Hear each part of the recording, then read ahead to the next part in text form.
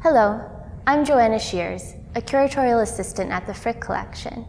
We're standing in the museum's Oval Room, where part of the exhibition, Portraits, Pastels, Prints, Whistler in the Frick Collection, is on view. This oil painting by James McNeill Whistler is Symphony in Gray and Green, the Ocean.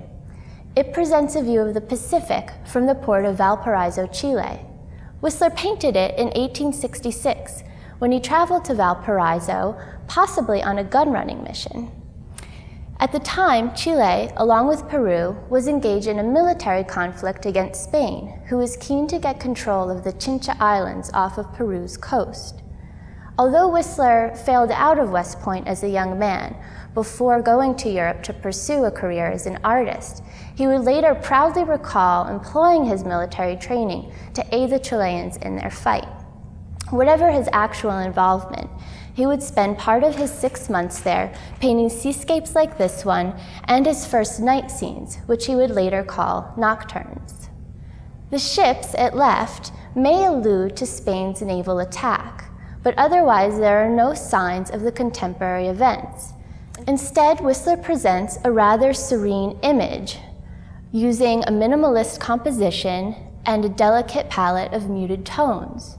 To render the rolling waters, he drags his brush along a slight diagonal across the canvas. At this early stage of his career, he was using an oil paint mixed to a relatively thick consistency. If you look closely, you can see the imprint of the bristles of his paintbrush and ridges of paint which catch the light and enhance the illusion of rising waves. At the right of the picture, you see branches that seem to jut into the composition from nowhere, and a small cartouche that contains Whistler's monogram in the shape of a butterfly, just hovering over the water. Whistler added these elements a few years after he painted the seascape. They are motifs that derive from Japanese woodblock prints, which Whistler admired with other forms of Asian art. They serve to balance and enliven the composition and also reduce the sense of depth, counteracting the illusion of three-dimensional space achieved through the tonal progression of the sea. Without them, the picture would be very different indeed, a much more conventional, if still minimalist, Western aesthetic, much like his other seascapes from this trip and those he painted the year before in Normandy with his friend Gustave Courbet.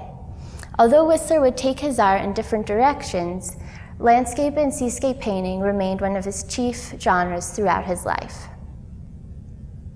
Portraits, Pastels, Prints, Whistler in the Frick Collection will be on view through August 23rd.